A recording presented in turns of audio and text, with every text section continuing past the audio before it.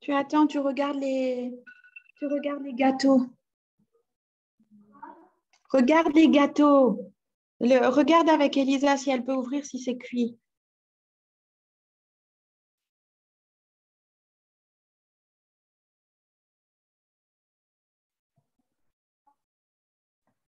Hello, Dr. Helen. How are you doing? Hello, hi. I'm good, and you? I'm doing fine as well. Okay. Great. I think everything is ready. I shared the first slides. The participants didn't share me with their slides, but I guess they will be allowed to, the speakers will be allowed to share their own screen. Yes, exactly. Once any of them are into the waiting room, I'll admit them and assign them the co-host, just so that they are able to share their slides. Okay, very good. I just need to focus on what I will be saying because I need 5 minutes, please, and then we can discuss any issue that we may face. Thank you. Okay, sure.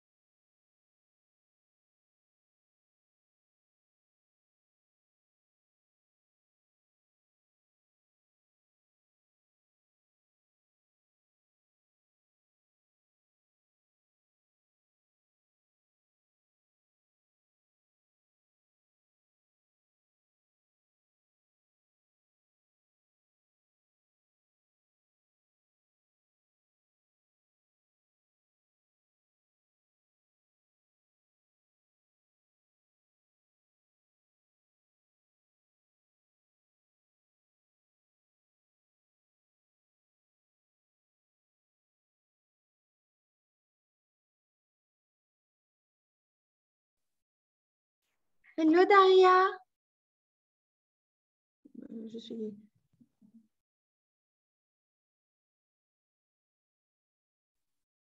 Hello, Daria, do you hear me?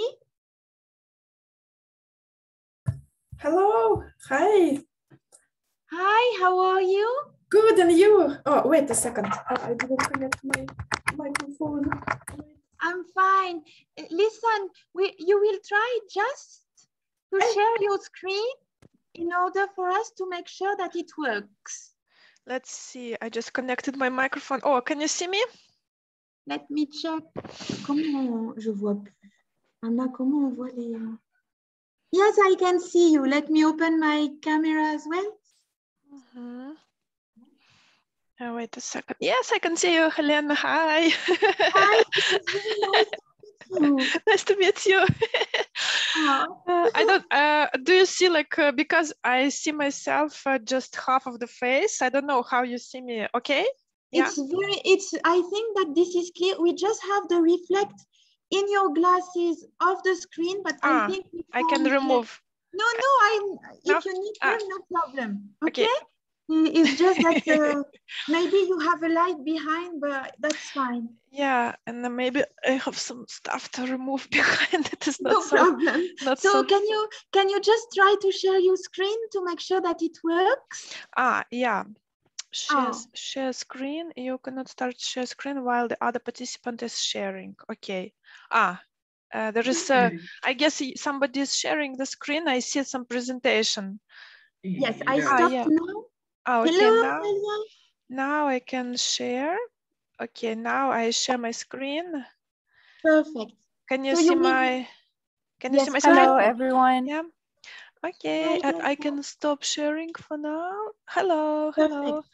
So we have with Daria. I was just willing to introduce you to Dalia, who is a colleague working in the Research Center of Excellence at Eslsca University. Dalia is a research officer, and she will be collecting during the session questions and comments from the participants. Okay. Nice to meet you, Daria. Nice to meet you. Yes. Good luck. And we have also Ahmed Eshayeb. He is the IT director. So if we have any technical issue, he will be the one handling them. Okay. Yeah. Just one sec. I'm gonna. Hello. Do you hear me? Yes. Hello. Hello, Mohcine. Bonsoir, Mohcine. Bonsoir. Ça va? Vous allez bien? Oui, et vous? Très bien, très bien. Je suis ravie de vous rencontrer. Également. Ça va, vous allez bien? Bah oui, écoutez, on dirait que vous avez encore du soleil. Bah oui, voilà, oui, un peu. Maintenant, c'est 4h30 plus ou moins, oui. 4h30, d'accord. Alors, je vous présente, Mohcine, je vous présente Dr. Daria. She will be one of our speakers as well. Daria, I would like to introduce you to Mohcine. You both will intervene during this webinar, and this is a real pleasure to have you on board. There is also Dr. May, who is now trying to connect. She will be the moderator of this session. All right, perfect. She will be the one giving you the floor and maybe having some questions. And Dalia, our colleague also who joined, is our research officer at Eslsca University, Egypt. She will be the one responsible for the collection of the questions and comments from the participants. Okay, perfect.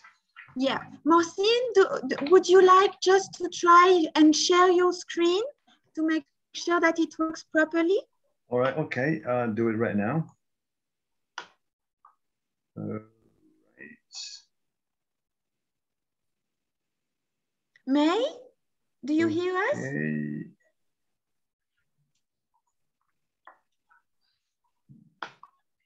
Dr. Helen, it seems Dr. May is having issues with connecting to a microphone, so I will have someone contact her right away. Just do you see my presentation? Yes, we do. Okay, Ahmed. Yes, perfect. All right, so I will stop, sharing the screen for now, so we get the information from moderator, right? Yes, Perfect. Okay. Thank you very much. You're welcome. So it seems that our moderator May has some issues with the audio. So we will try to solve it out. And in any case, we will start on time. All right, okay. I may take this moderating floor if she cannot, and then I will leave her moderate. Let me check with the last speaker. So I will share this.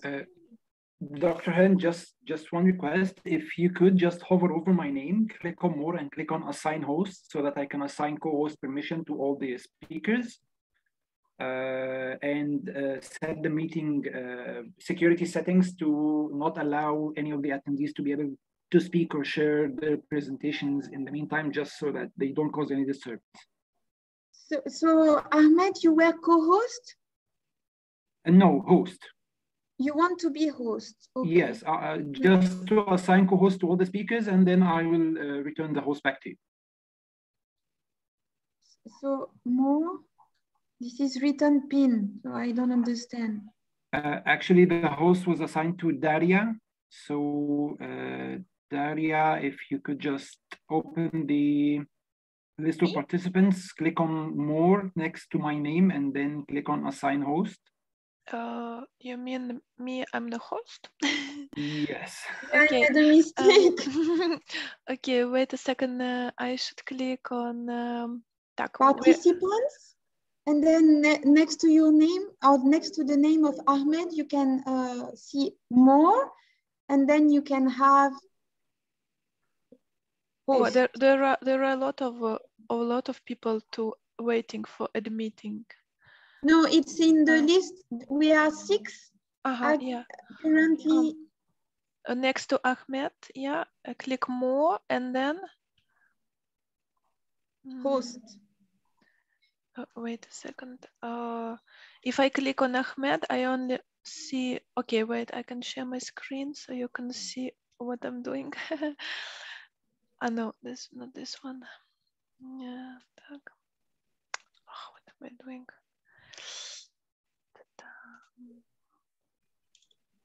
Okay. Wait. What should I do? Make host Ahmed. Yes, exactly. Ahmed. Yeah, make host. Ahmed El Shayem. Yes. I don't know. Let's see if it worked. No, it was transferred back to Dr. Helen. So Dr. Helen, if you could assign it to me. Yes. Done. Yes. Okay. Thank you. I'll assign co-host privileges to all the speakers right now.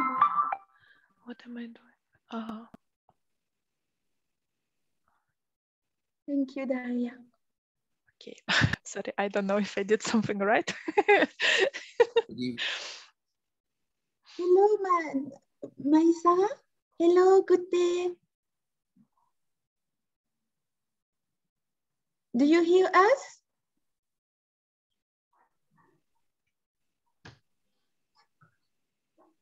Sorry?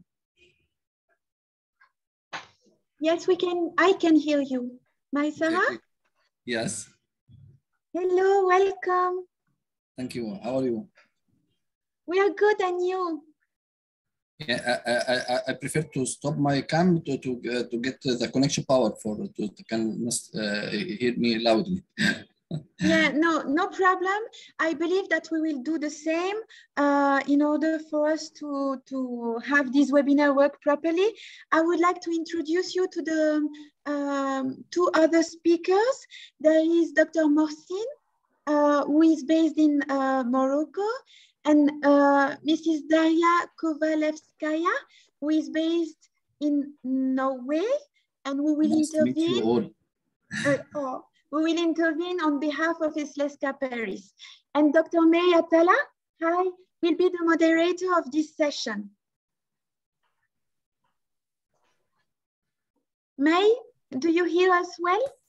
Yes, now I hear you and I can talk. So nice to meet you all. Good to see you. Nice to meet you. Nice to meet you. Nice to meet you too.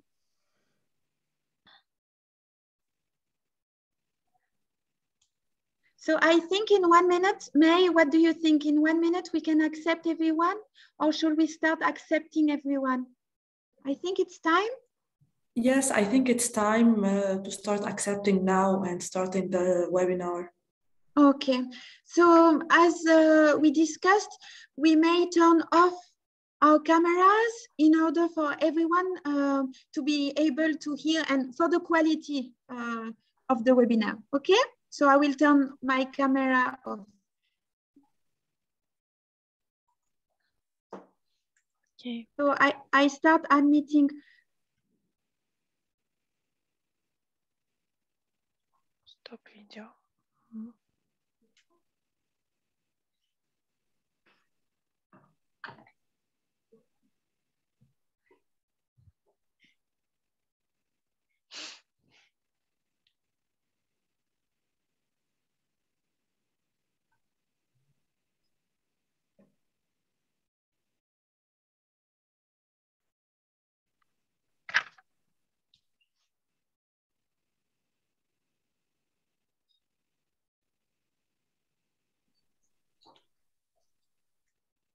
Hi, Yamin. Hi, Wissam. I see some of the colleagues.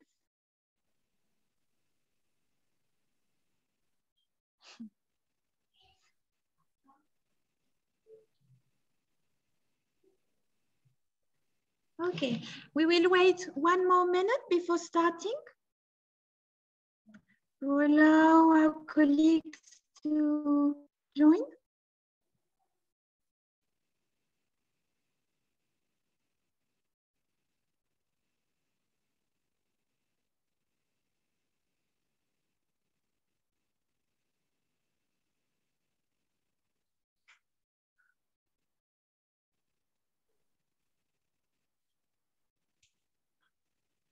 Okay, so I think this is time for us to start.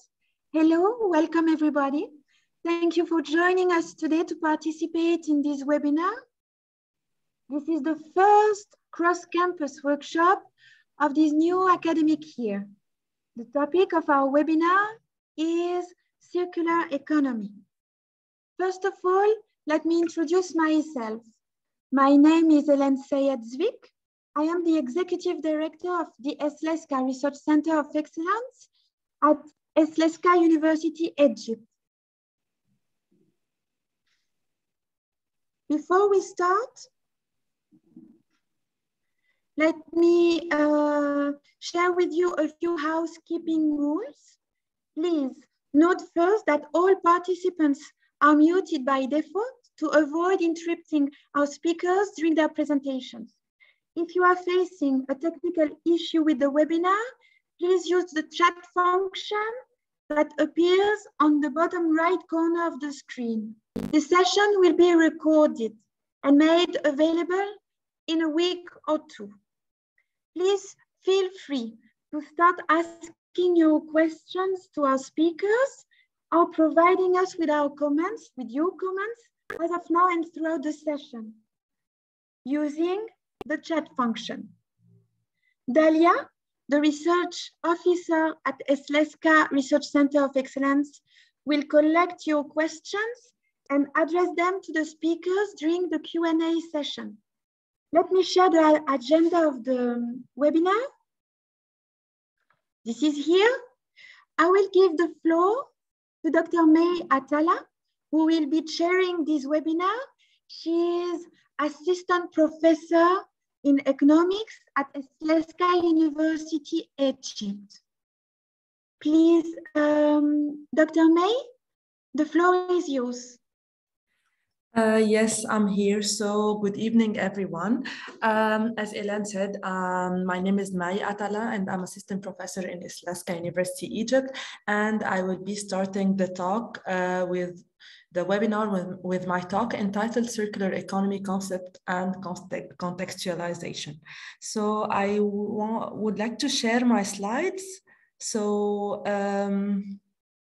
And then I don't know if I have the permission to share my slides.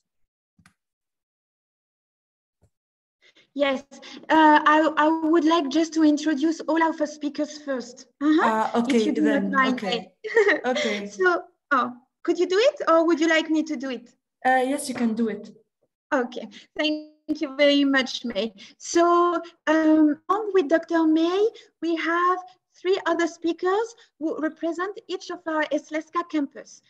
Following the presentation of Dr. May, we will have the pleasure to welcome M.Maysara Fouad.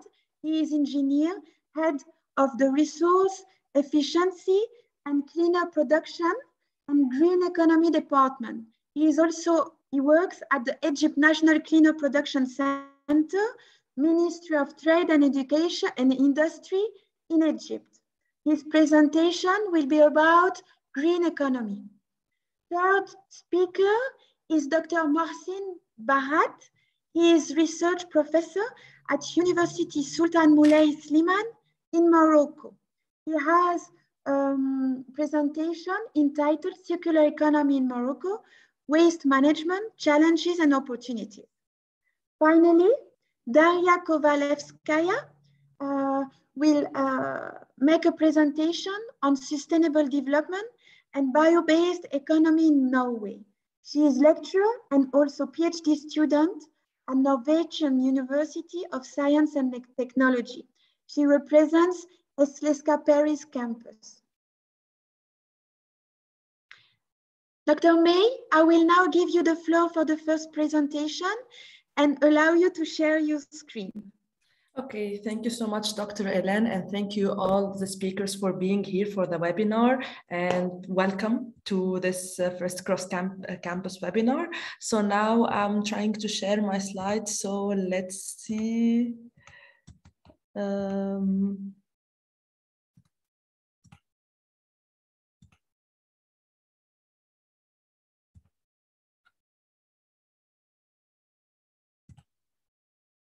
Yes, so do you see my slides? Yes, I do. Perfect. Okay, yes, then if my slides are visible, then we can start. So my talk will be entitled Circular Economy, Concept and Contextualization. So because I'm the one who's starting this webinar, so I should give you an idea about what is circular economy. And then as you see, as you saw in the titles of the presentations of our speakers, they will present case studies of their respective countries and more practical and professional details about how circular economy works in several examples or in several cases. Okay, so I try to move to the next slide. Yes, so the plan of my talk, what is circular economy, the origin of this concept, why is it important, and lastly, I will relate and link corporate social responsibility of companies with circular economy. So to start, before defining circular economy, we should first talk about the importance of this topic and why do we gather all today to talk about circular economy. So here is the photo of the 17th Sustainable Development Goal called SDGs, also known as the Global Goals that were adopted by the United Nations in 2015 as universal call to action on the biggest issues facing people and the planet by 2030. So, as you see, action should be taken to end poverty, hunger, fighting inequality, and addressing the urgency of climate change to ensure that by 2030, all people can enjoy peace and prosperity and that everyone is having a better life. So if we look at the 17 Sustainable Development Goals, we will look at the 12th one, which is responsible consumption and production. So overall in these goals, development must balance social, economic, and environmental sustainability. but focusing on the 12th SDG set by the UN, it calls upon responsible consumption and production. So we now see that responsible consumption and production is a universal goal, and that on the international level, on the universal level, all countries and society should be working to achieve this goal. So to achieve this goal, we need circular economy. So that's why circular economy started to develop as an important concept and has gained increasing prominence as a tool to reach sustainable development goals and to work or to solve the development challenges.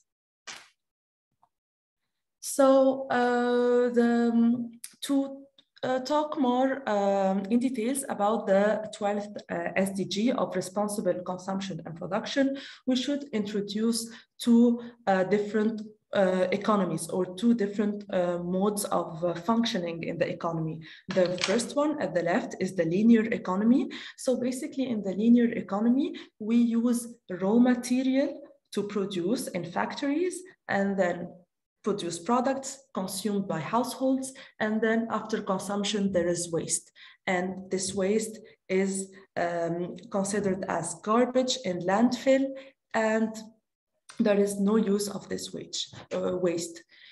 This is for the left model. Versus the right model, which is our topic for today, is the circular economy. Circular economy is a mode of functioning where we use raw material to produce, consume, and then after consumption there is waste. But contrarily to the first linear economy mode, there is the step of recycling. So basically after consumption there is waste, and this waste doesn't go into garbage and landfill. However, it's recycled. We find a value for this waste and recycle either to consume it again or to use it in a production process. It might be the production process of the same product or a production process of another product. But the initial idea is to recycle and to make the most out of the waste that we get after consumption. So the traditional model that we use actually, or that have been used for years, is the linear economy, is the left one. It's based on take, make, consume, throw away pattern, and it's based on a model of planned obsolescence. So what does this mean? It means that products become obsolete, they become unfashionable or no longer usable. And this obsolescence, it's not by coincidence.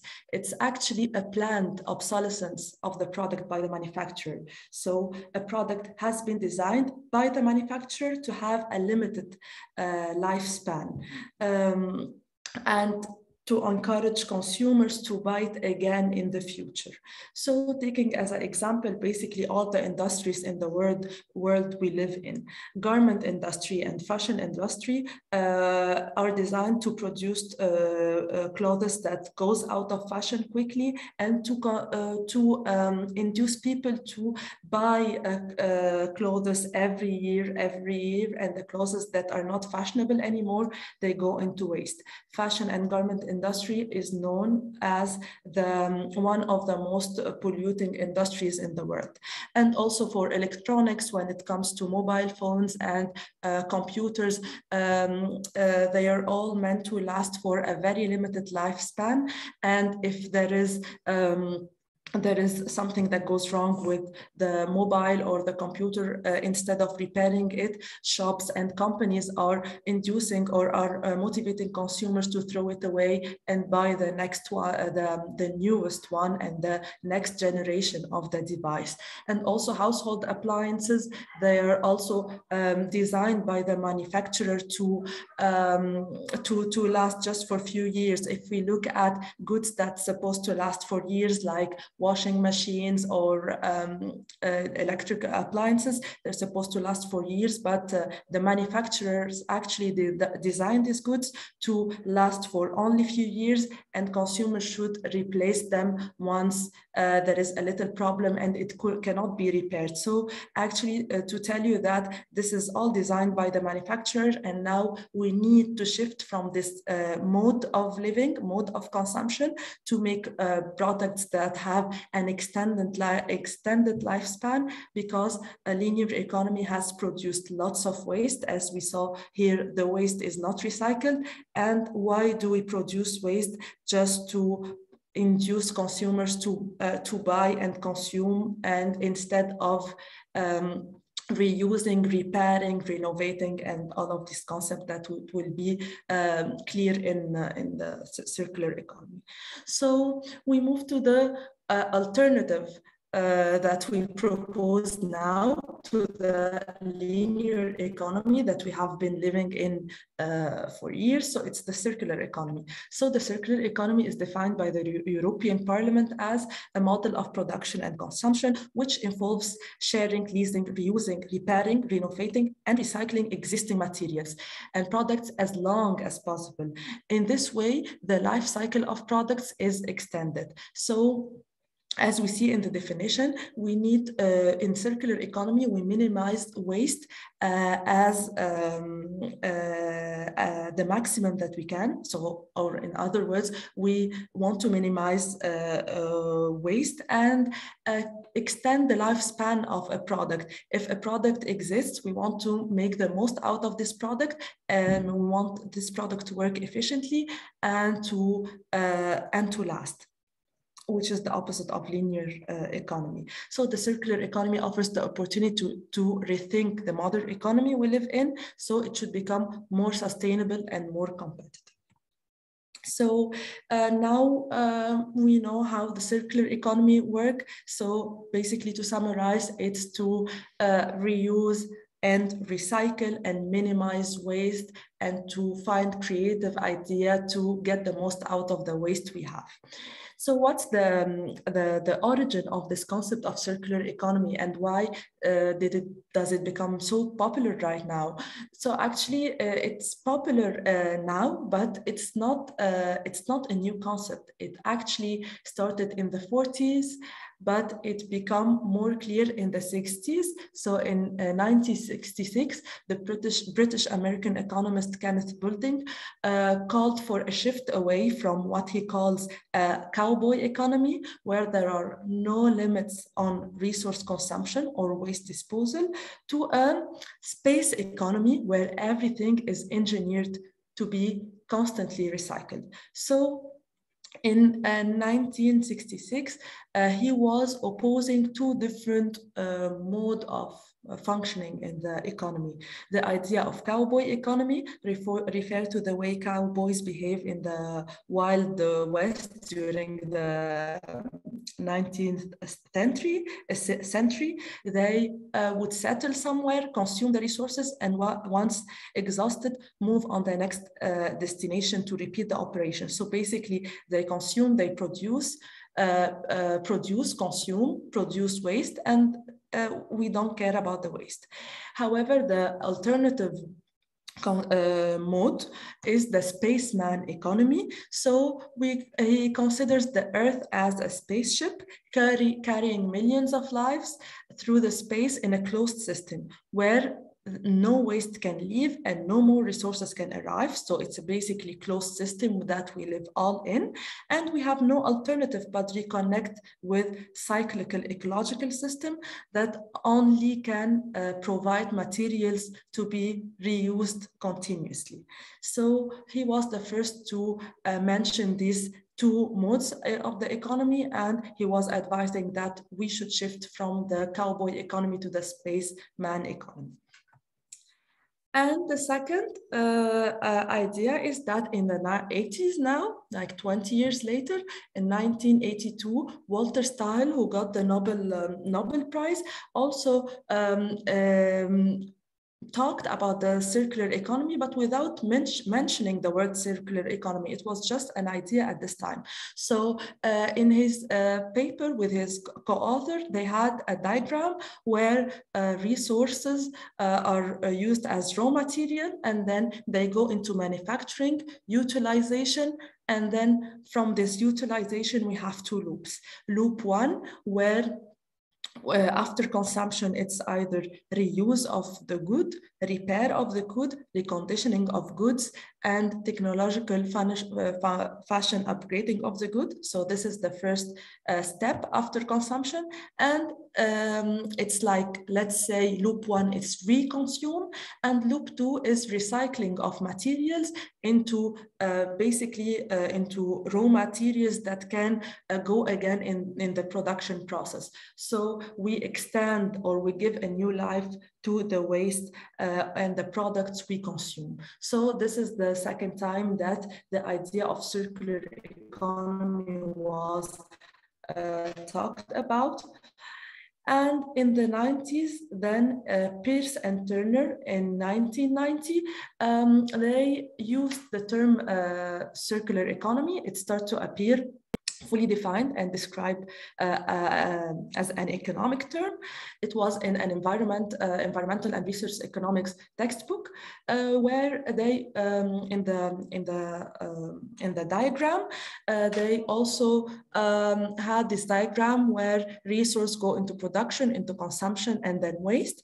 And waste, it's divided or into two parts: either a waste that goes to the landfill, and another waste that's recycled to be used as resources again in the production process. So this is when we started to know how circular economy works.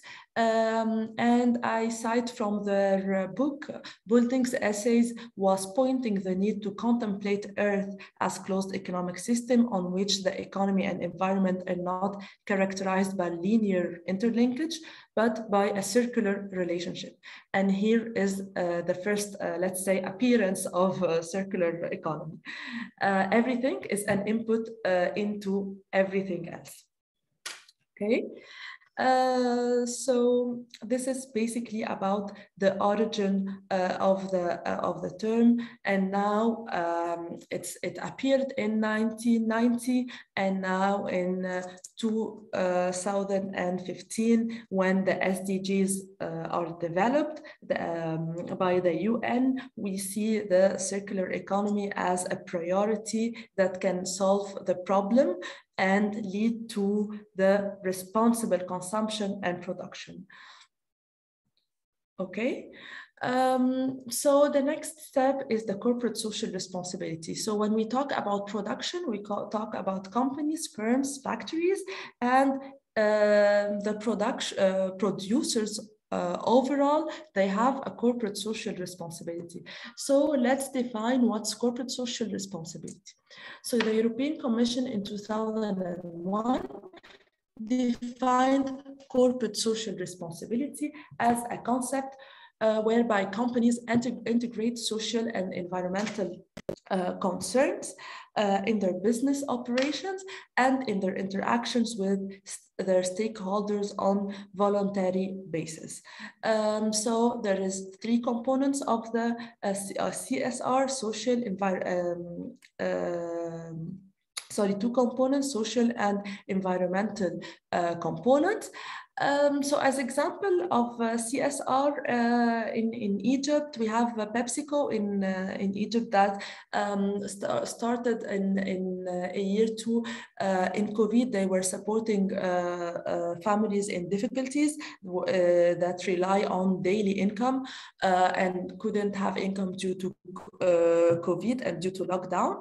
And also before, they were constructing schools in villages. So this example, it's just of how corporate social responsibility works. So they give back to the society they live in, and they have a social responsibility in eradicating poverty in Egypt, for example. So before let me talk about Egypt.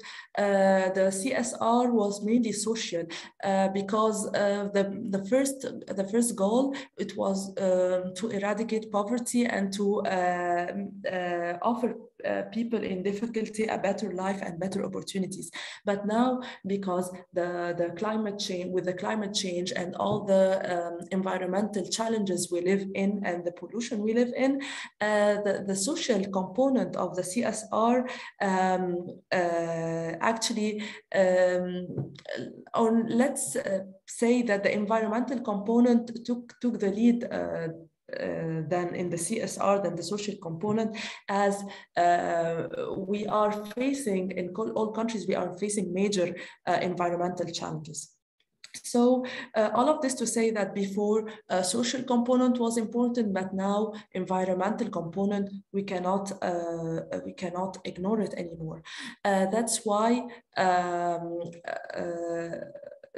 building a circular economy approach is a corporate social responsibility.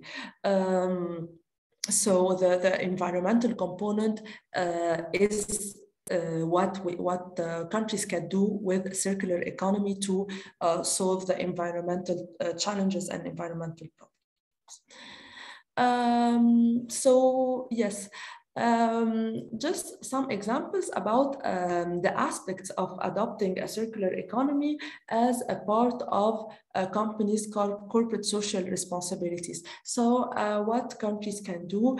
Actually, this is sector dependent, country dependent. It's really variable, but just to give you an idea about in the CSR reports in company, what they take into account and what are the main objectives they work towards to achieve a circular economy, or in other words, the environmental component of the corporate social responsibility. So the quantified environmental objectives about reduction of CO2 emissions, water consumption, and waste.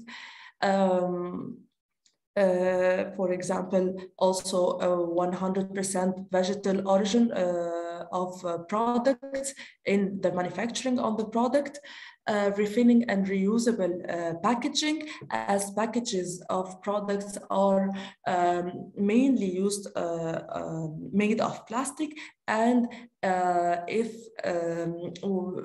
manufacturing are not reusing and recycling packaging, it leads to a huge waste problem. And to solve the waste problem, we start by the packaging of the product. Okay, the product, we consume it, and then with the package, what should we do about? So it extends the life span of the product, but reusing the packaging again, or refilling or recycling this package. CO2 reduction in product distribution. It joins the idea of reduction of CO2 emissions and to create cleaner air in the environment we live in. Promoting responsible use of products. So this is through the guidelines of using the product, or when marketing for a product, they should promote responsible use. For example, if it's a product that uses electricity, they should write in the guidelines of using the product that how to use it in an efficient way that consumes less electricity, and so on, to guide consumers into a responsible using of the product. It's like educating consumer how to use this product in a responsible manner, and it joins the idea of responsible consumption that we have. And last but not least is zero waste in landfill, or more than 90% recycling. As zero waste sounds like a promising goal. So companies, as a part of their CSR goals, they should recycle the 90% of their waste. Either it goes again to their production process or put it in a raw material for another products or another sectors that can use it, in a sense to have no waste and to use all the resources we have efficiently. So yes, basically this was the idea behind circular economy, the importance and how circular economy is a part of corporate social responsibility. And thank you for listening.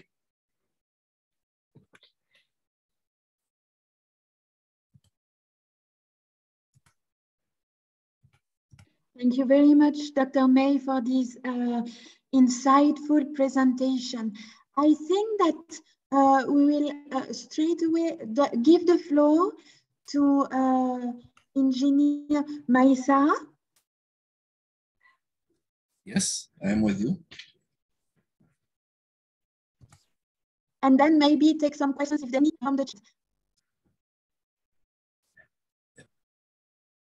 You will share your you will share my slide, my presentation, or I will do that. Yes, yes. Actually, you are invited, Maysara, to share your own slides so that you can manage on your own path. If you prefer having me sharing the screen, I can do that as well. You want. It's okay. So I prefer if you do it so that you can go back and forth up. Yes, it might be easier. Thank you. You can see it now? Yes, you can have it full screen. Thank you. Perfect. Okay. I would like to thank you very much for bringing me in this cross-country comparison webinar. And I think it's a good introduction from Dr. May on the circular economy, and which I will follow with my presentation on the green economy, or it's a green industry. My name is M.Maysara Fouad. I am the head of resource efficiency and cleaner production and green economy department in Egypt National Cleaner Production Center, which affiliated from the Ministry of Trade and Industry.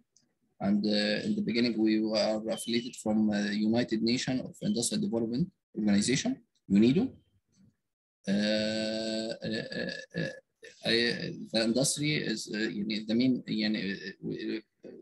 key player in the circular economy, and most of the goals which are presented from Dr. May, the SDG, they have the industry have connection with them, direct or indirect. I will start to understand the concept of the green industry, as you need to find it as you need as the United Nations Industrial Development Organization. Describe the green industry to prominent individual to decouple resources use and pollution from industrial development, and promote the growth of productive sectors and entrepreneurships in developing and in transitioning countries. As we heard before, that we in the past, in 16th or 17th of the last years, the industry used the lineaire concept. And now we change it at the ending of 18th, and starting from 1990 to change this concept to the circular economy or green industry. Green industry, ensuring all industries, regardless of sectors, size or location, continuously improving their environmental performance. It's a continuous process. Not only I don't do it just one time. It's continuous. This includes commitment to the and action aimed at reducing the environmental impact of process and products through using resources more efficiently, phasing out toxic substance, substituting fossil fuels with renewable energy sources. And Egypt now we have now the big solar energy station in the south of Aswan, Bimbam, improving occupational health and safety, taking increased producing responsibility and reducing the overall risks.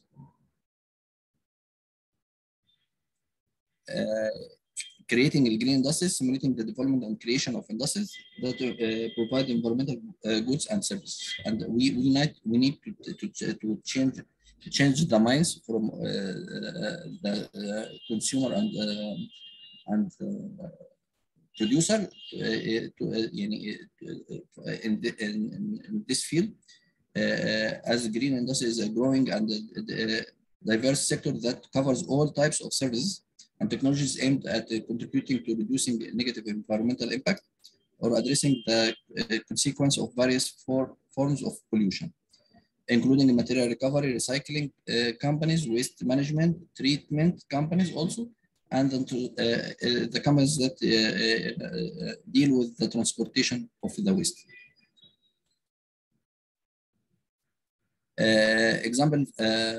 Further examples including engineering companies that specialize in wastewater treatment, air pollution control, and waste treatment equipment.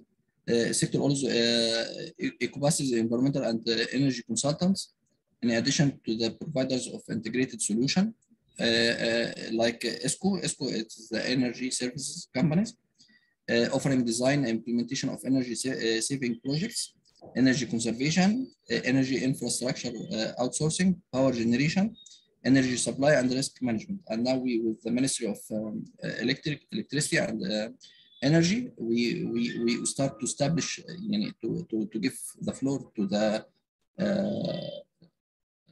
to start up these companies in Egypt, because before we didn't do that before. Central segments of the sector is in monitoring, measuring, and analyzing providers. Green industries also include companies that manufacture and install renewable energy equipment, and companies that develop and produce clean technology, infrastructure outsourcing, power generation, energy supply, and risk management. This double approach promotes sustainable patterns of production and consumption, as Dr. Mais informed us, patterns that are resources and energy efficient, low carbon, low waste, non-polluting, safe, which produce products that are responsibly managed through their life cycle. We will talk about in details in the next slide. This is the community of the factory, the industry. We have the law, the people who put the law and the regulations, the suppliers, investors, the people who put the money in this field, the public, who the public sector, and the neighbors, employees of the who are working inside this industry, unions, competitors, also the customers. We change all the we need to change all the culture for the consumption and the production, and to be green, or to save the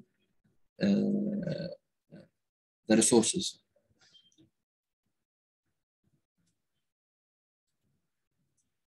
In this slide, we will see the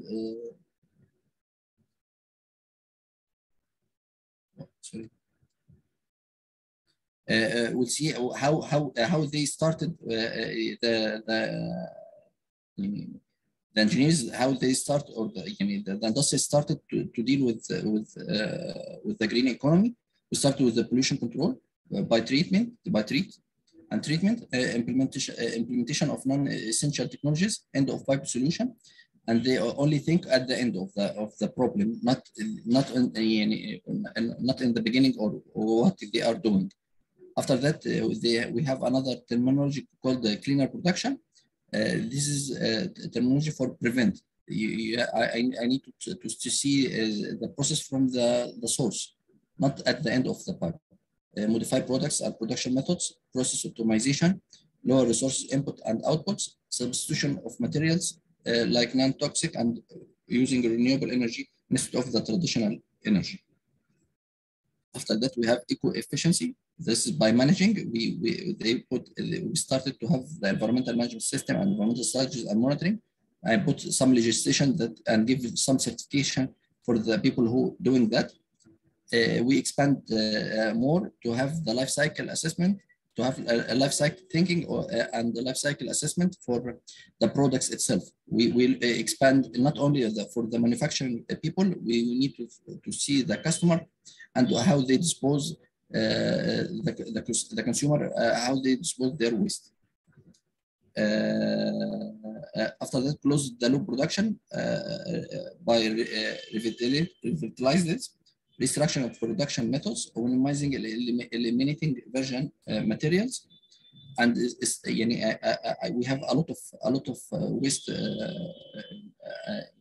They didn't use materials; they didn't use it. After that, last terminology, it's industrial ecology, and we are talking about synergies. If we are talking for the industry which are existing now, we have synergies between them to reduce the cost for and the materials.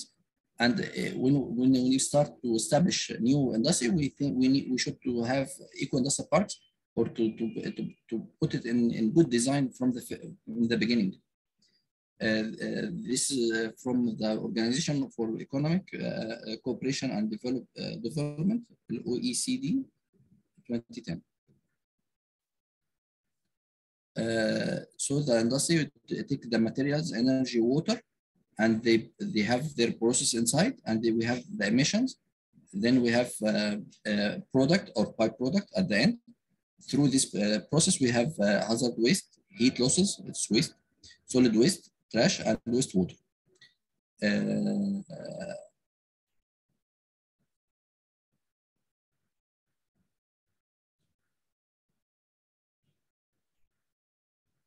Now we change the name of the waste. It is non-product output, NPO, non-product output. Waste is material, comes from the manufacturing for the raw material, and it's not appear in the end of the product. So we call it non-product output, and I can use it in another process or another industry. So we can call it as material. And to have as much as I can reduce this NPO, I get this into the circular economy and green economy. So reduction of the waste equal increase in profit, cleaner production, or the green industry, green economy. So we need to change the mind to think green. In the traditional cost, when we are talking about for the cost, and the people an accountant, they didn't calculate the hidden cost of the waste. We have hidden cost. It's we didn't calculate it, and it's not appear in the traditional cost accounting. Because we have management time, raw materials cost, water, processing cost, transportation, rework, which if I rework when I do rework, I consume a lot of resources, time, storage, utility, energy. All of these non-product output, I should calculate it to put the real cost on it. And the people of the business is the right people who can do it. And we have a good tool in industry called the material flow cost accounting. It's helped us to calculate the hidden cost of waste. Excuse me, Engineer Mohcine, you have, yes, I wanted to say that you have 1 minute left, but you just reached the end of the, yeah. Good that it was done on time. And I would like to thank Dr. Helen and Dr. Dalia for bringing me in this great session. Thank you so much for participating, and your presentation like opened our eyes to lots of things about waste, about green economy, the concepts, the practices, and many technical points were raised. So it's very, very interesting. So actually, I have a question, but let me take as I'm sharing now. So I will check in the chat the question of the audience. I'm here. I will be with you till the end of the... Okay, so I think we have, let me just take one question. I don't know if we have time, but then we can go back to the questions at the end to not to exceed the time.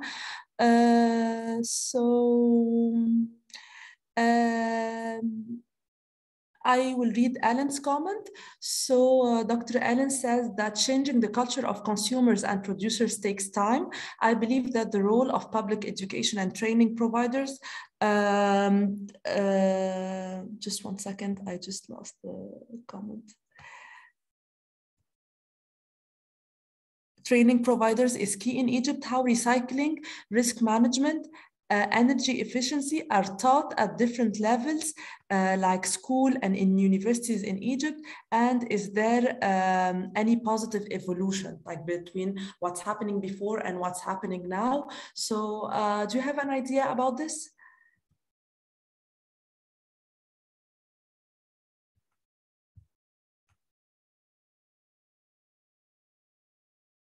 Do you hear me, Maysara?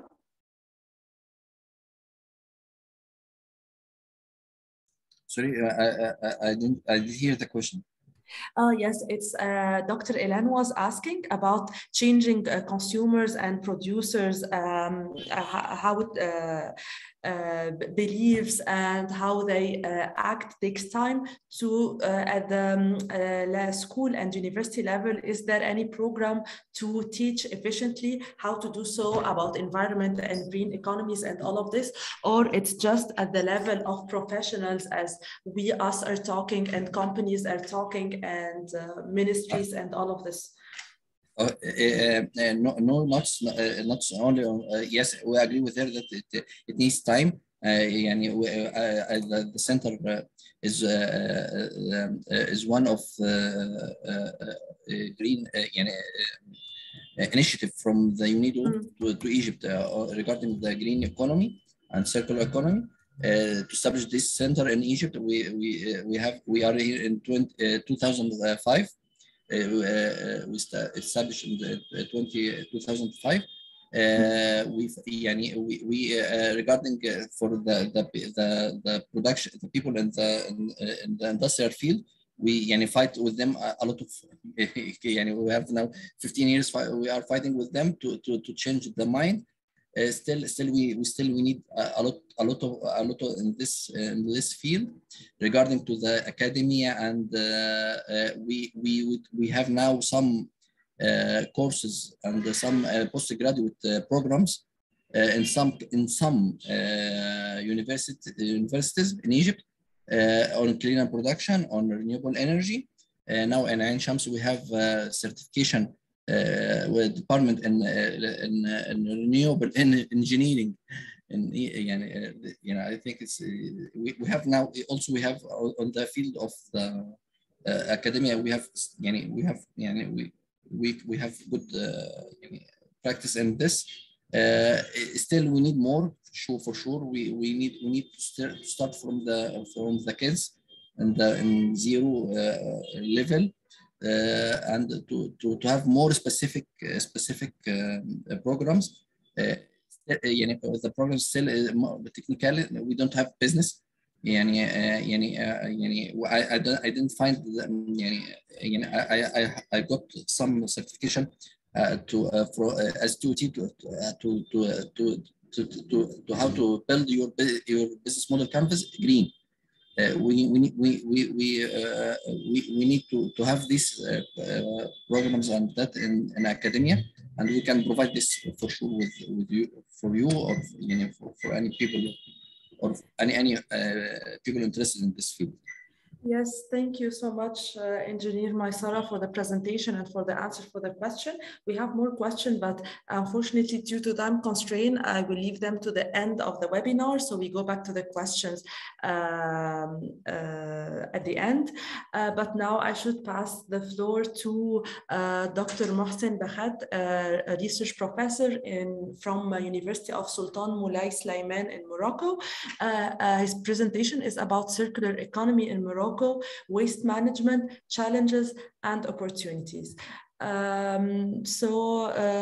Mohcine, you can now share your screen and start your presentation. Thank you.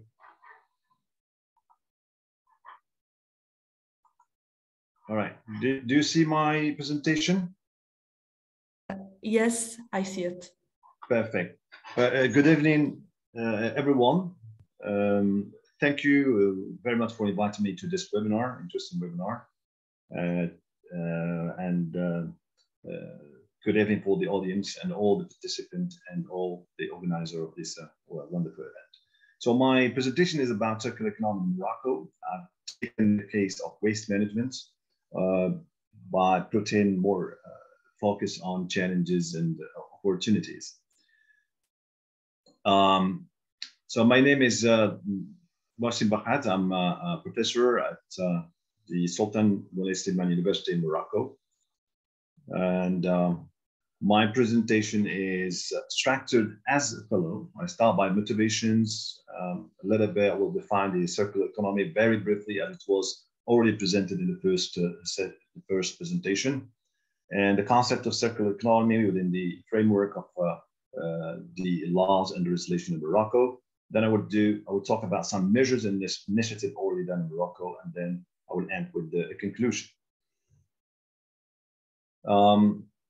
For the motivation, there are some important aspects that we should take into consideration in the case of Morocco, particularly that Morocco, since the COP22, has successfully positioned itself as one of the leaders in Africa for being one of the rising climate action leaders. And the second point, which is important with regard to this webinar, is the volume of pollution in Morocco is keeping rising. The motivation number 3 is the hurdles and the obstacles regarding waste collection and treatment systems in Morocco. And this, of course, require an appropriate governance and a legal framework in order to manage properly the waste in Morocco. So the purpose of this the presentation would be about waste management. So looking at this pie, it shows the proportion of the GHG emissions by source, where you can see energy is the main source of emissions, followed by agriculture, but waste represent roughly 10% there, and it's growing.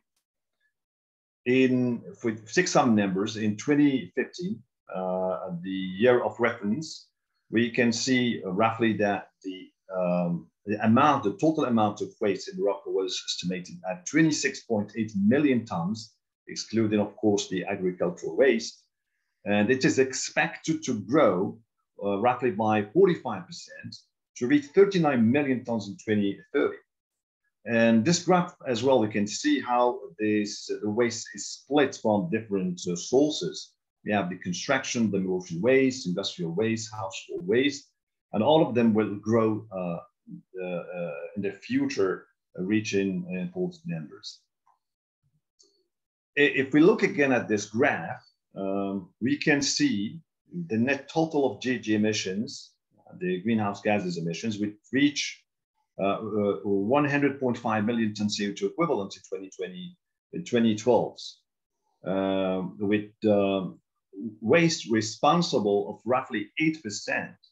And this percentage, if we compare it to the global average, it's higher, because the global average is roughly between 3% and 5%.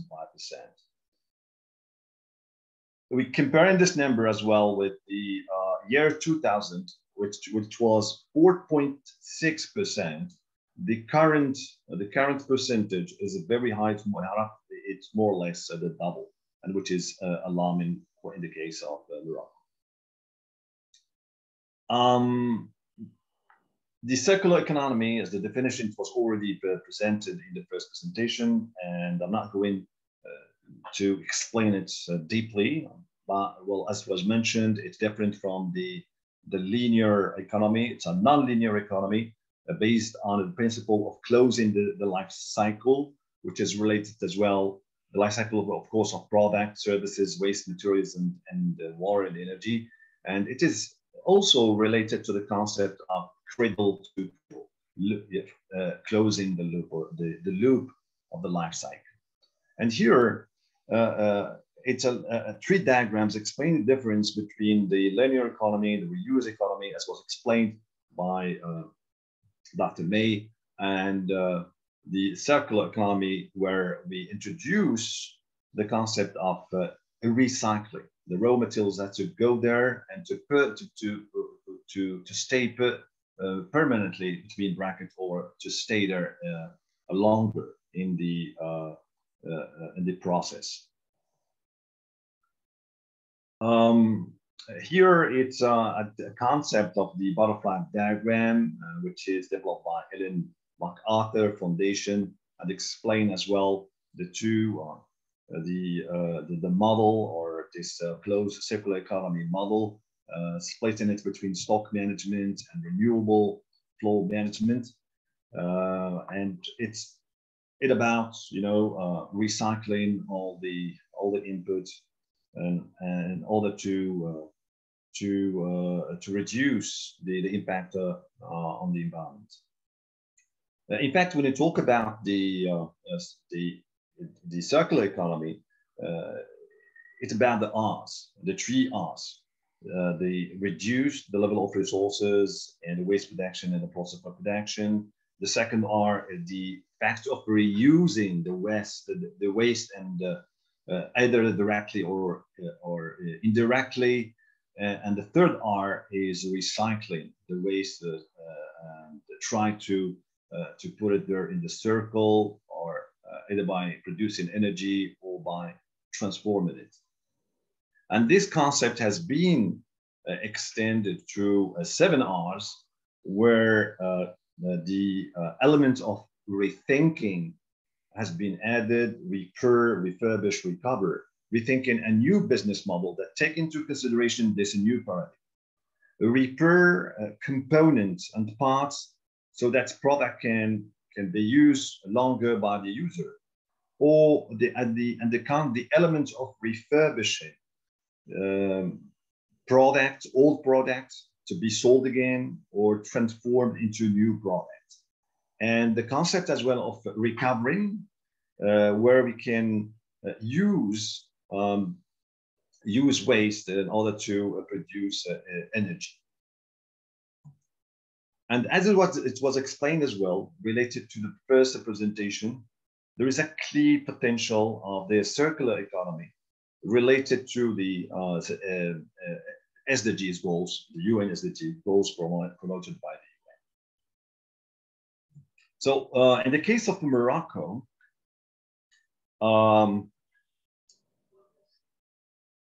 which is a leading actor in Africa, committed to meeting the challenges of the 21st century by making sustainable development as one of the serious projects and a new development model. This has resulted successively in different reforms aimed at building solid foundations for economic development and improve the social conditions and accelerates the pace to a more sustainable future through both preventive and corrective measures. And here are some examples. This is some examples of the measures that have been taken in the case of Morocco, starting from 2011, where Morocco adopted the National Charter of Environment and Sustainable Development. Then later, 2014, it was a challenging program or framework aimed at, protecting the environment and to put all the public policies into one bottle as part of the national, I think it's called the National Strategy for Sustainable Development. It's called as the SNDD, and it has a time span till 2030. 2019, this SNDD program or the strategy was launched.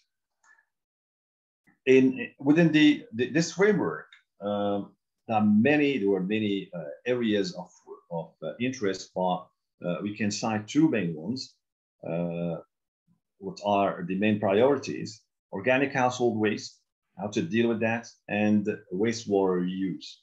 I'm not going to go deeper into this two. I'm going to focus on one of them, particularly the household waste processing.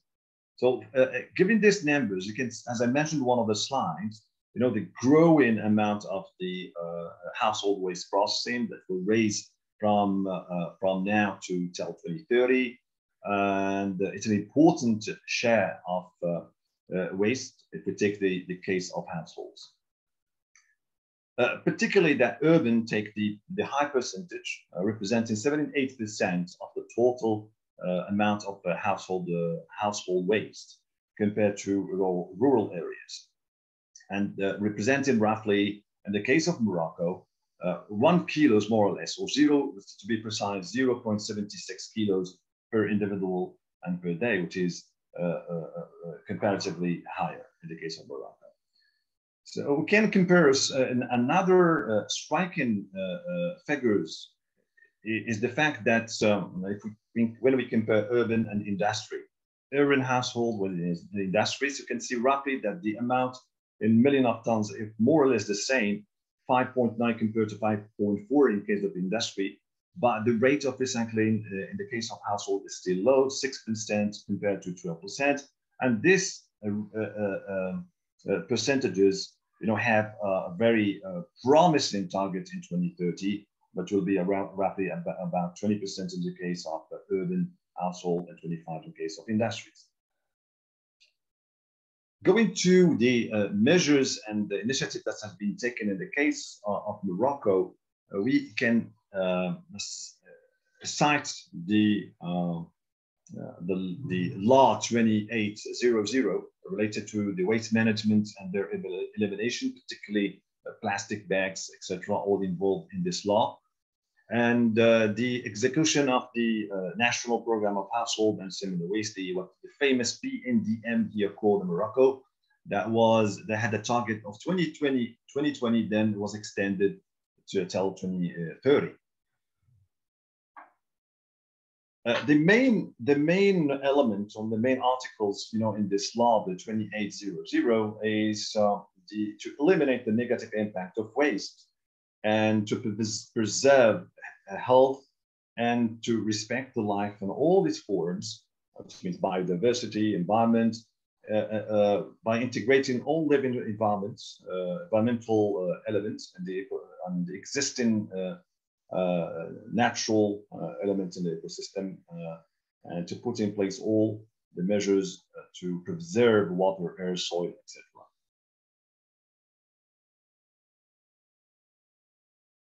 This program, the framework or the National Program of Household and Similar Waste, had a promising target, and it was renewed by another program. So if you look at the numbers, it had many targets, like, for example, the collection rate to be 85% in 2016 and 19% in 2020. Then if we go to the landfill and the number of landfill and recovery centers, the aim was to put 100% of this landfill and recovery center for each city, and to put a program of rehabilitating and closing all existing landfills in 2020, to modernize the waste collection and to make it more professionalized, to develop the idea of sorting, recycling, recovery sectors by putting a rate of 20% in 2020, and then regenerating the master plan for the management of household and similar ways for all the prefectures and provinces of the kingdom, which is really, really changing in the case of Morocco. And one of the main, as well, when law that was debated and heatedly debated in Morocco is the law 7715 concerning the manufacturing, trading, and selling plastic bags. So this law was heatedly debated, and a lot of ink was flown, you know, in the press about it. And we still talk, and we still have a lot of talk about it. So within the same program, if we look at it, the program wasn't so successful because we haven't reached all the objectives that we put in 2020. And for example, only 20 controlled landfills were operational out of the 75 planned for 2020. And we had some promises from the former government about creating new landfill and waste combustion centers, which are very costly. So as I mentioned, you know, this law of 7715 called in Morocco Zero Mica law, which is the plastic bag, you know, to put a zero plastic bag. An interesting, you know, survey was conducted in Morocco regarding this law and how consumers reacted to the ban of the plastic bag. So this interesting, you know, survey conducted by the association called Zero Zbil. Zbil is the waste in Morocco, the Moroccan jargon. So they found that 60% of souk and market traders questioned declared that 80% of the customers systematically demand plastic bags. So there is still a demand for plastic bag. Until now, there is also a demand for plastic bag.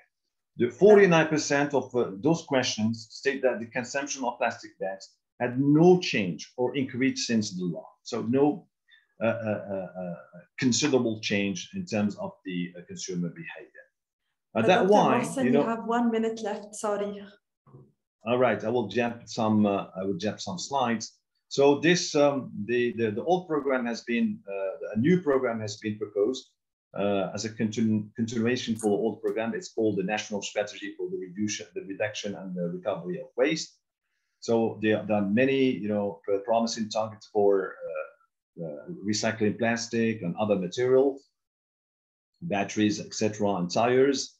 And the challenge is the local governments, which is the case for provinces, municipalities, and how to put that in practice.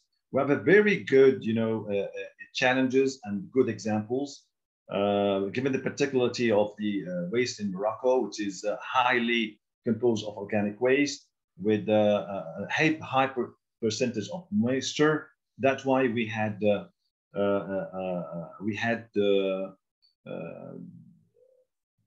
asked for private sector to intervene and to propose some solutions. Here are the example of an American company called EcoMed that created, you know, a station to produce energy based biogas and to produce biogas for power stations based on transforming waste. There is another way of, you know, creating energy called the waste into refuse-derived fuel, which is applied in Morocco in one of the landfill in close to Rabat called Meyssara. And there is a growing awareness from the society, either from the associations, NGOs, Moroccan NGOs, either from a group of Facebookers who are really concerned about the environmental level in Morocco, particularly in Casablanca. There's an example of a Facebook page called Save Casablanca. And there are a lot of NGOs working in Morocco in order to increase the awareness of the circular economy and how to recycle waste. In conclusion, if we allow me to finish this, according to the case of Morocco, so there are a lot of things, the way to put this circular economy into practice is very long. There are a lot of challenges, including collecting data, putting a transparent system for follow-up and assessment, and to increase the awareness of the citizen to be involved in this framework of shifting from the linear economy to the circular economy. Thank you very much. Thank you so much, Dr. Mohcine, for your presentations that allowed us to see the regulations and practices about circular economy in Morocco. We learned so much from it. I just have one comment about the ban of plastic bag in 2016. I didn't understand, is it really effective or did it take place? Because you said that there is many an ongoing conversation on this topic, but I didn't understand, is it effective or it's still ongoing and not voted as a law? No, it's applied, right? But this the famous black plastic bag. It was really famous here in Morocco. Hopefully we could manage that. So the government was really strict about it. So they remove it completely from the circulation. No plastic bag, particularly this one. All the existing plastic bag in Morocco, still circulating, are not controlled by the state. So it's a black market, yeah, of some hidden companies, that are producing this kind of plastic bag, which is circulating now in the market. But one of the main, factory very close to Casablanca that was producing, illegally the bags was closed a couple of years ago. Yes, I understand. That's very good news, and for Morocco, and I hope Egypt will do the same, because we have a major problem of plastic bags and consuming lots of plastic and single-use plastic, and till now we don't have a law about it, but I hope it's my dream one day that plastic will be banned from Egypt. Let's hope. But it's good to see that neighboring countries in the same situation, facing the same challenges, are taking actual steps in banning plastic and single-use plastic consumption. Let me just clarify one thing. Yes. When I said the market, all the official market like Carrefour, Marjan in Morocco, we don't have plastic bags there. It's a kind of a recycled bag that are offered to customers. Yes. But when I'm saying market, I mean by a non-organized market, outside, not organized. So there you can find, some plastic still circulating. Yes, but all the regular markets, the big surfaces that we call them here in Morocco, they don't use any kind of plastic bags, but bio kind of biodegradable bags. Yes, so it's a step forward. So congratulations. Thank you very much. Thank you, Dr. Mohcine. So I don't think we have time for questions. So let's wait till the end and see if we have time for another question in the floor. Thank you so much, Dr. Mohcine. And now I will move to our last presentation by Ms. Daria Kovalevskaya, I hope I pronounced it correctly, about sustainable development and bio-based economy in Norway from Norwegian University of Science and Technology. So yes, Ms. Daria, you can share your slides and start the presentation. Thank you so much. Thank you. Do you hear me well? Yes, I hear you, and now we can see the slides. Yeah, now I share the slides. Firstly, I would really like to thank for the invitation to this really interesting seminar. And thank you, Mariam. We met in Paris, and this is how I end up in this here. Really my pleasure. And I just would like to say that right now I'm on the last stage of my PhD, pretty much delivering in few months. And it is not about bio-based economy. It is about actually zero defect manufacturing and lean management. But how am I connecting to the bio-based economy? 4 years ago, I was working as a lecturer at here in Gjøvik, in Norway, in our Norwegian University of Science and Technology. And 4 years ago, I was teaching the bio-based economy course for bachelor students. And this is also my personal topic of interest. So yeah, do you hear me? Yes? Yes. Okay. Perfect.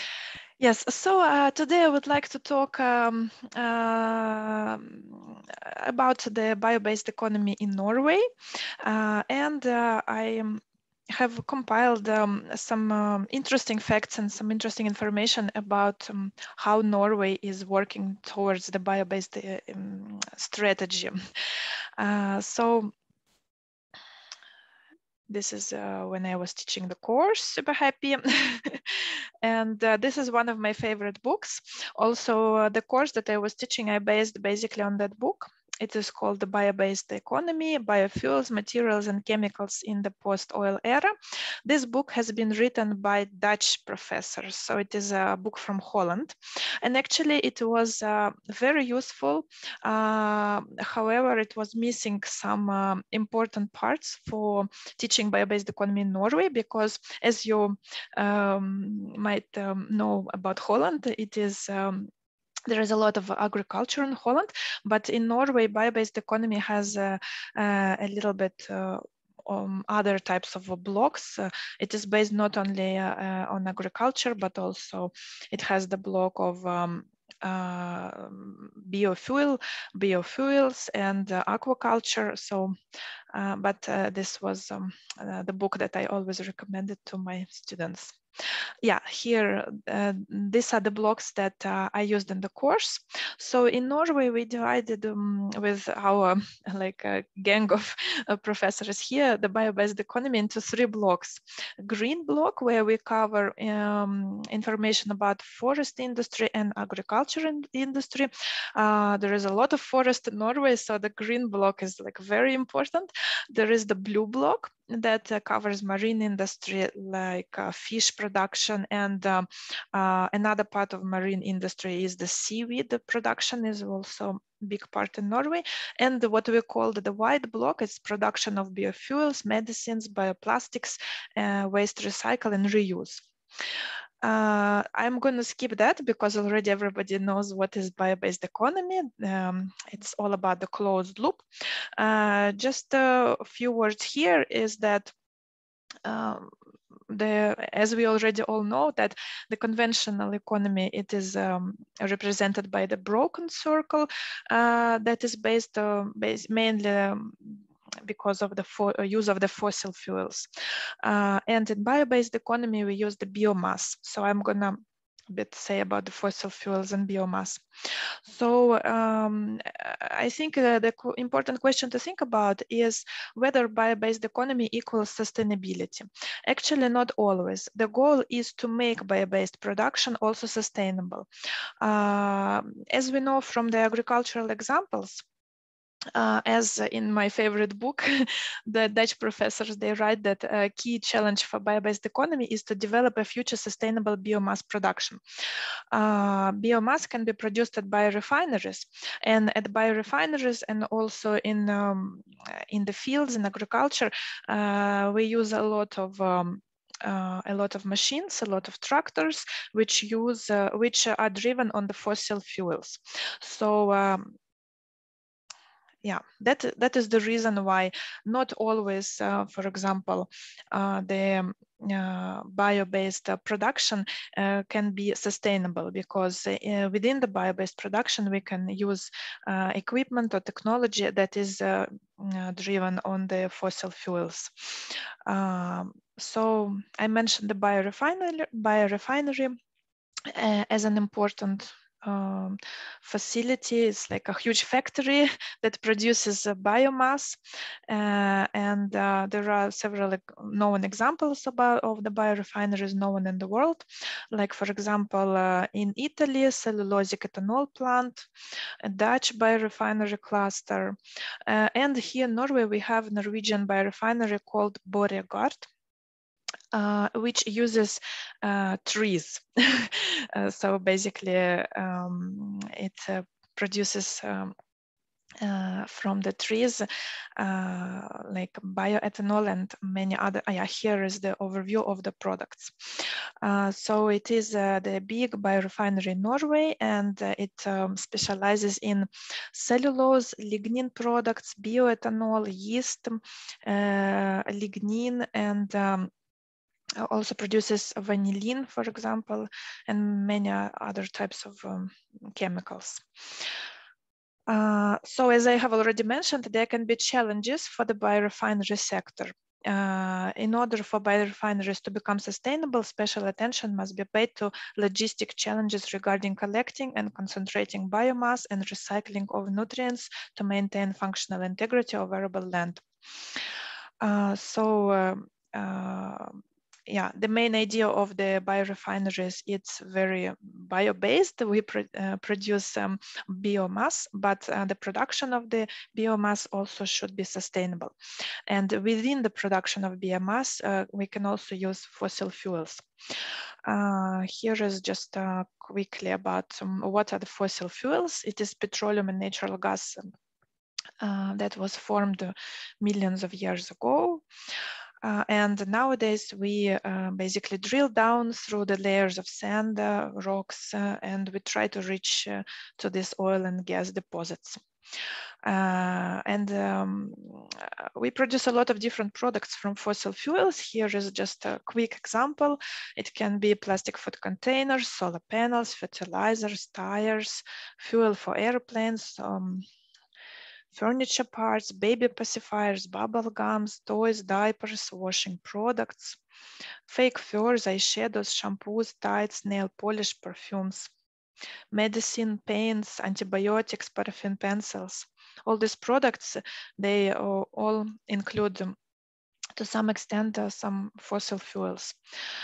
But we have a problem with the products from the fossil fuels because they do pollute our planet and they are not quickly decomposable. Here on the right, you can see that, for example, for the apple thrown into the sea, it takes 2 months to decompose, but for frying pan from aluminium, it can take 500 years to decompose. So we have a lot of problem connected to pollution with the products produced from the fossil fuels.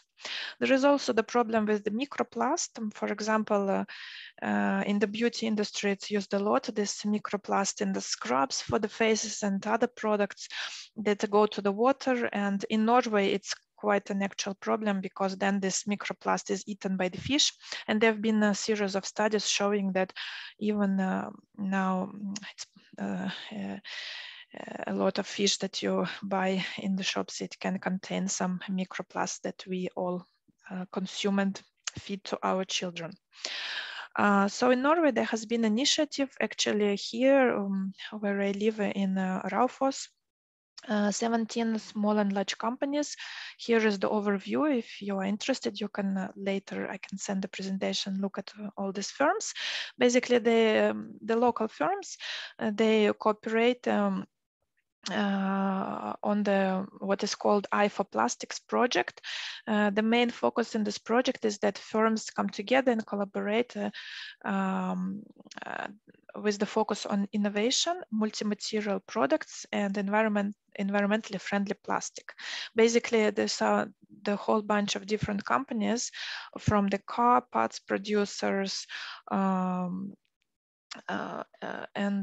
yeah, also universities and a lot of different companies that to some extent use local companies to some extent use plastics in their products, and they initiated this project and tried together to either use multi-material, what means that not a pure plastic but plastic with some other materials, or they try to innovate some other types of plastics that are less harmful for the environment and more quickly can be decomposed.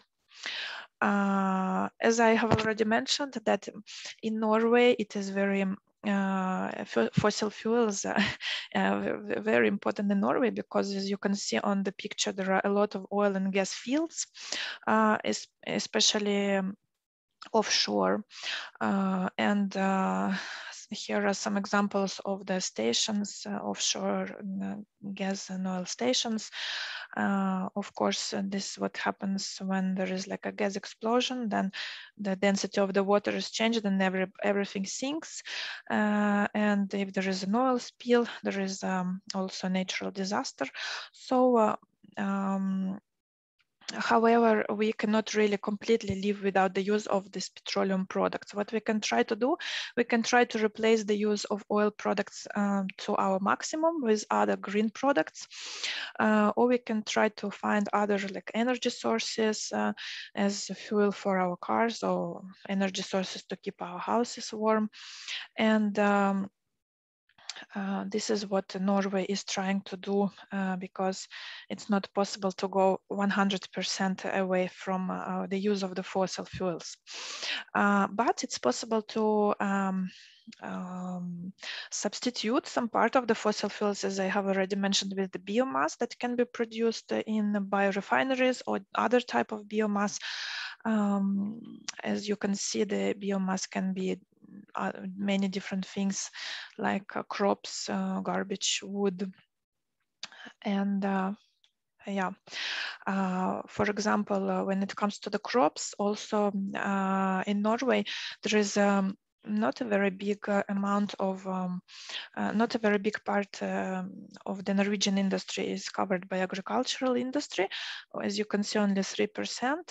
However, there are, I just wanted to show you some examples of crops that grow in Norway and that are used for the to produce biofuels. So, for example, these are the crops for biodiesel, spring and winter rapeseed. There are crops that are used in Norway for production of bioethanol. It's wheat, rye, and potato. Crops for solid biofuels, salix, and canary grass. There are crops for other crops for solid biofuel. Here you can see them. Also, straw is used for production of solid biofuel. And there are crops for the biogas. So, as I have already mentioned, the bio-based economy in Norway is divided into several blocks in our course, and in research, for example, biomass is divided by the industry. So in Norway, there are 4 different types of industries. Sorry, not 4 different, 4 important. It's a biomass that comes from forest, biomass that comes from agriculture, biomass that comes from fisheries, and biomass that comes from aquaculture. Ms. Daria, you have 1 minute. Okay, so yeah, I try to go quick. What did I want to say? That yeah, in the forest industry, we can be proud of our local wood industry. For example, here in on the Mjøsa Lake, there has been built the world's tallest wooden building, and it is built from the ecological glue lamp. That is also the part of the bio-based economy in Norway, the production of the ecological wood, which is called glue lamp. It is the tallest building in the world, 85.5 meters. And there is a lot of buildings here produced from the eco-friendly materials from the wood. There is also in Norway the Graminor, it's the plant breeding company, where the different types of fruits and vegetables are breeded, and there is no GMO, no GMO is allowed. So in this, for example, plant breeding companies, it is the amount of chemicals used is minimized. And for example, above the fields, the drones, they fly and they check which part of the field needs some fertilization against some bugs, for example. What did I want also to I wanted to say some few words about also the aquaculture, which is one of the important industries in Norway when it comes to bio-based economy. And it's been developing, and it has two problems like fish escape and salmon lice. So for example, when it comes to there are strict regulations for the fish farming in Norway.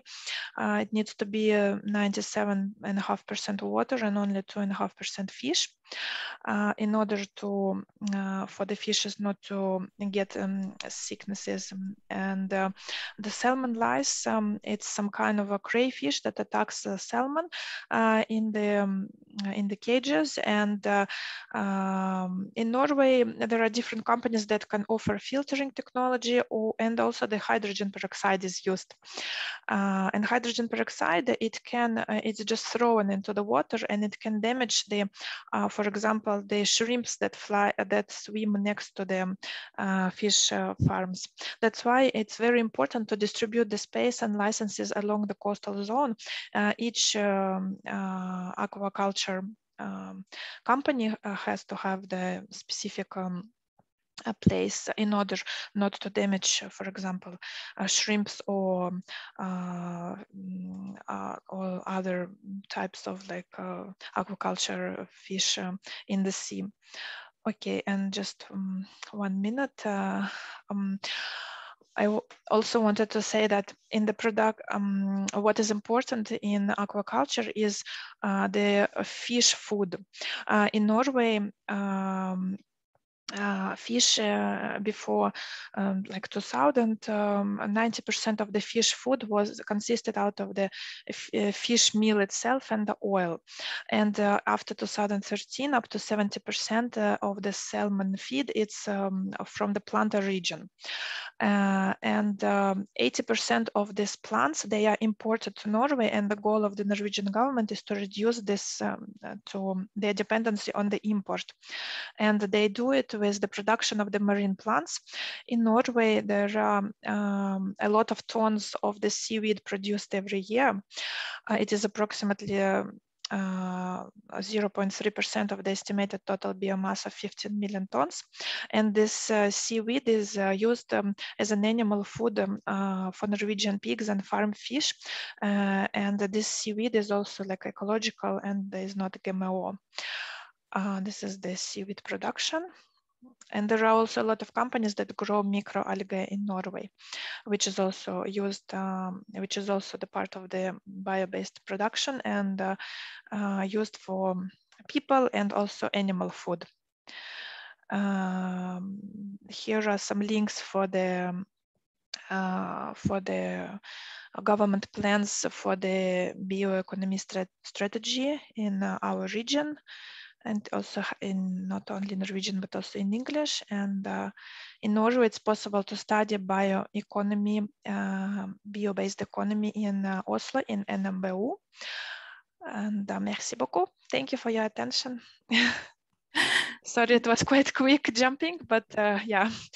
Okay. No, don't worry. Thank you, Ms. Daria, for your presentation. It was really interesting, and I'm glad to see a presentation from a Nordic country, because these countries are doing the best in terms of environmental conservation.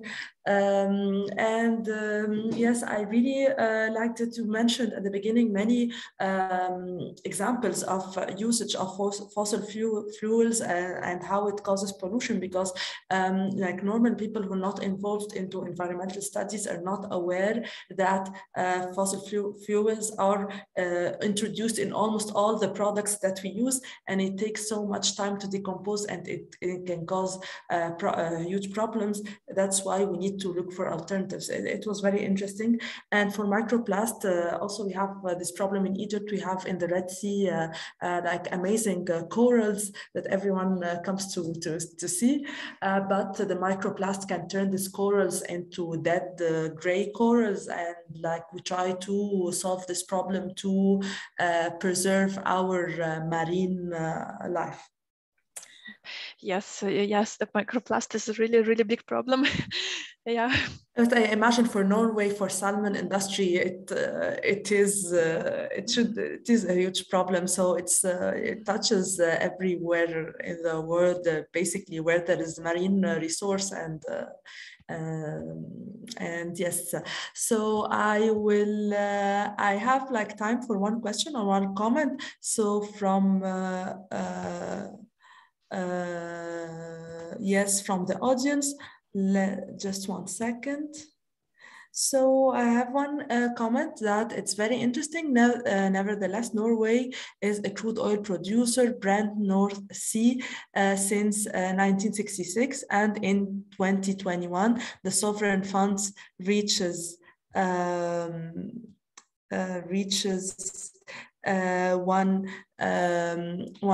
billion and $200 of assets. So this is the energy transition, and Norway has just 1 second because my computer is not going so well in. I can see that the comment. If you can see it and you can answer or tell what you think, because my computer is just moving. Yeah, I see that this, nevertheless, Norway has a crude oil producer brand. Yeah. Thank you for your comment. Indeed, I fully agree that Norway has the means to afford. As also I have mentioned in my presentation that and showed the map of Norway with a lot of oil and gas fields, that it is Norway is not going to go away from the production of oil and gas. However, Norway is trying to minimize the harmfulness, and let's say if oil and gas are going to be used directly serving their purpose of, like, for example, in the cars or in the warming the houses. However, Norway tries to minimize the use of those fuels in the production of different like products. Basically, try to develop some alternatives to the plastic, as I showed one program that like a group of local companies here try to invent something what can be close to some biodegradable plastic or some less harmful plastic. And also Norway makes a big pays